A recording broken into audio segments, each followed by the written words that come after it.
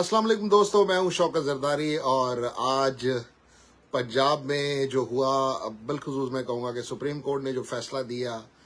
उसके बाद बहुत सी बातें बहुत से लोगों को क्लियर होनी चाहिए।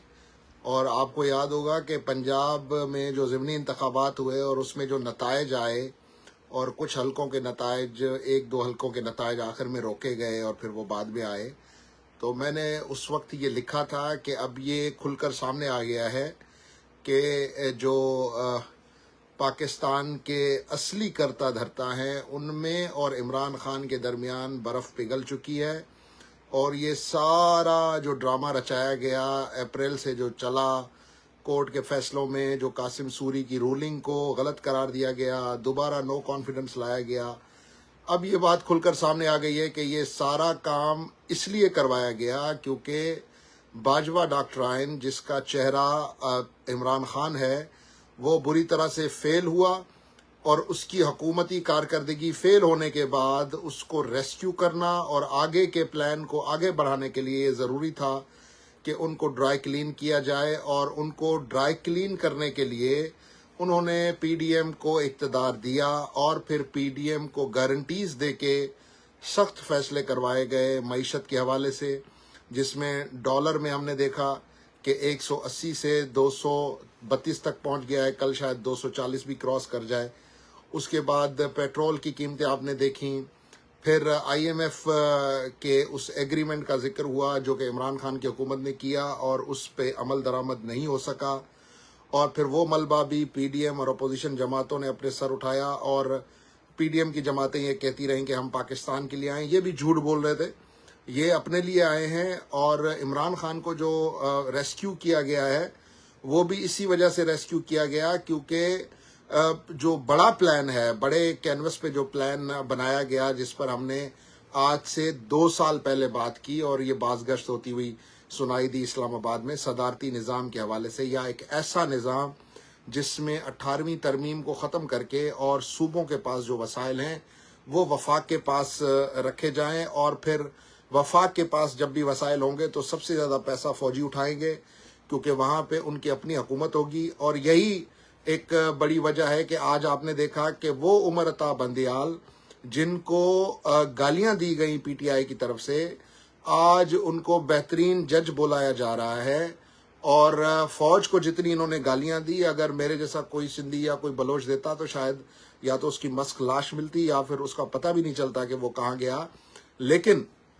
आज जो कुछ पंजाब में हुआ है उसके बाद मेरे ख्याल से नवाज शरीफ हों, आसिफ जरदारी हों, मौलाना फजल रहमान हो, अब इनके पास एक ही रास्ता बचता है कि ये अवाम के पास जाएं और अपने सारे गुनाहों की, मैं ये नहीं कह रहा कि ये सारे दूध के धुले हुए हैं, डेफिनेटली इनके ऊपर जो भी इल्ज़ामात लगे हैं, जो भी इनके ऊपर जो केसेस बनाए गए हैं उसमें पॉलिटिकल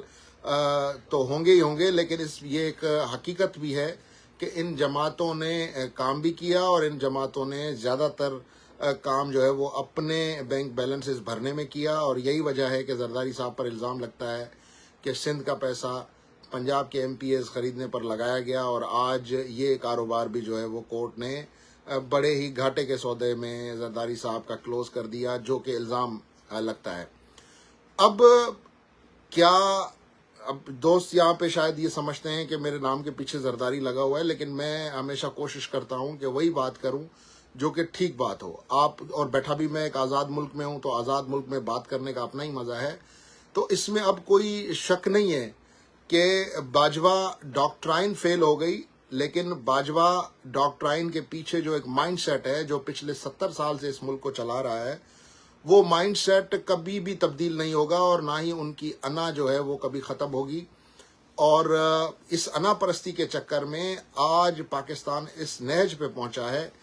आपने अमरीकनों की जंग सोवियत को भगाने के लिए लड़ी और उसके नतीजे में उस वक्त के जर्नलों ने पैसा बनाया,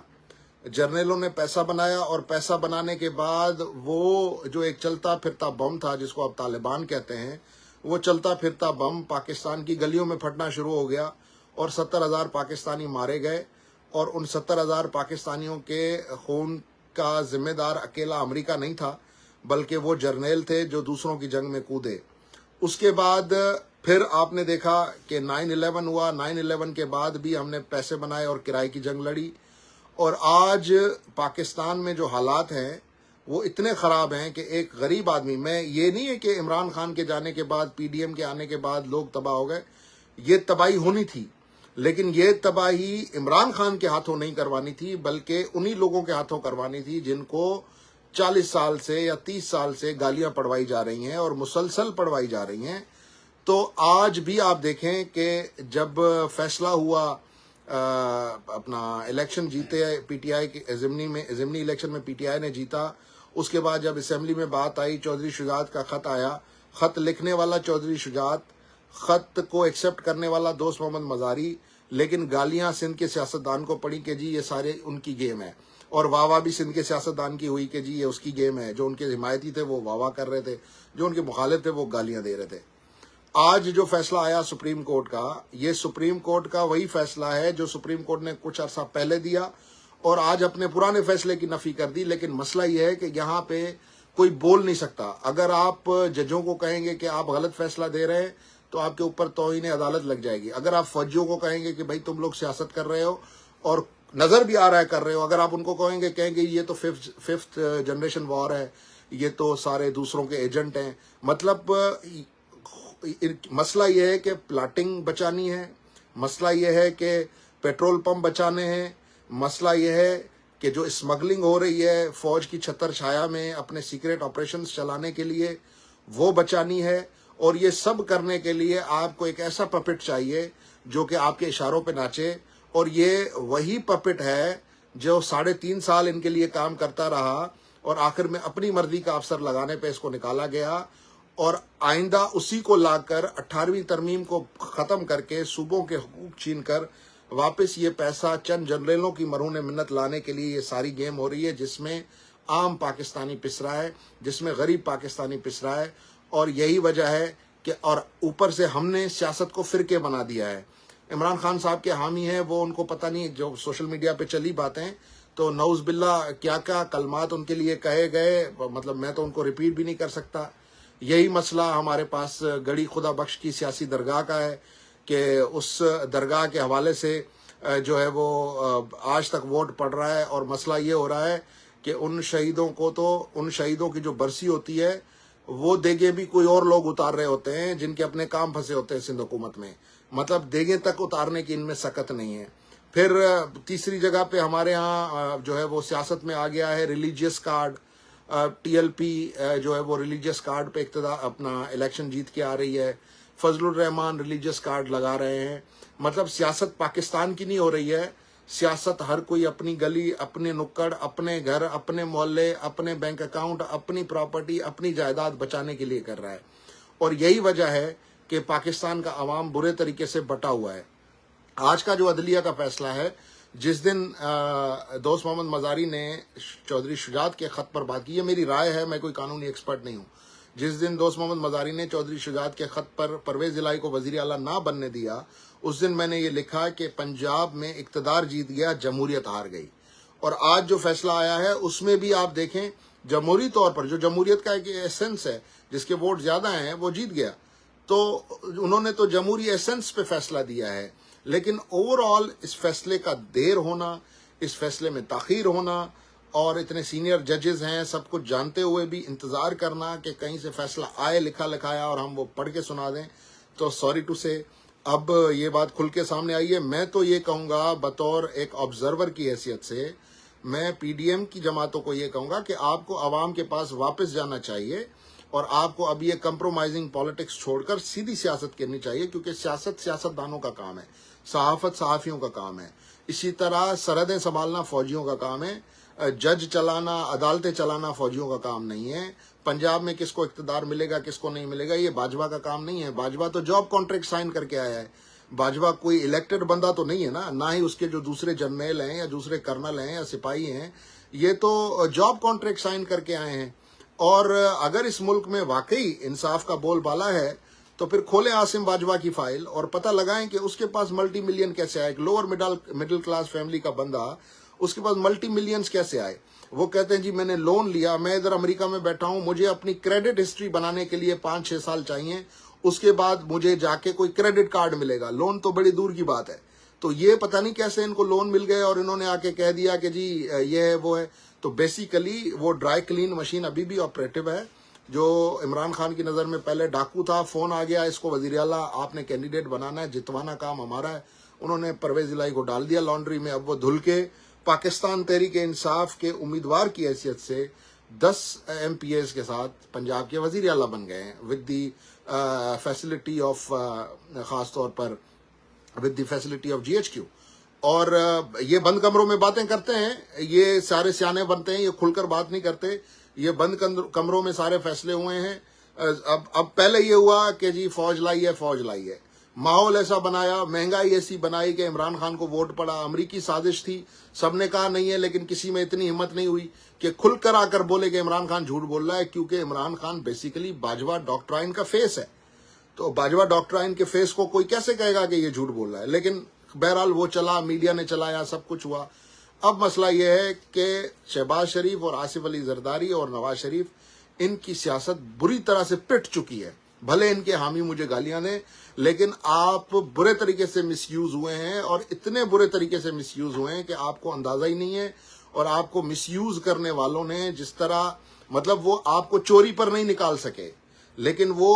آپ کو عمران خان کو نکلوانے میں اعلی کار استعمال کیا، اور اس کے بعد مہنگائی کروائی آپ سے، اور آپ کو ایک جھٹکے میں پنجاب سے گیٹ آؤٹ کروا دیا ضمنی الیکشن میں۔ یہ ایک ٹرائل تھا، یہ ایک ٹیسٹ تھا، یہ بیسیکلی تیاری ہو رہی ہے۔ ابھی آپ مجھ سے یہ لکھ کے لے لیں، یہ میری آبزرویشن ہے، آنے والے حالات میں کیا ہوگا میں نجومی نہیں ہوں، لیکن جو حالات ابھی تک ہوئے ہیں ان کو کلیئرلی اسٹڈی کر کے میں یہ کہہ سکتا ہوں، میں یہ سمجھتا ہوں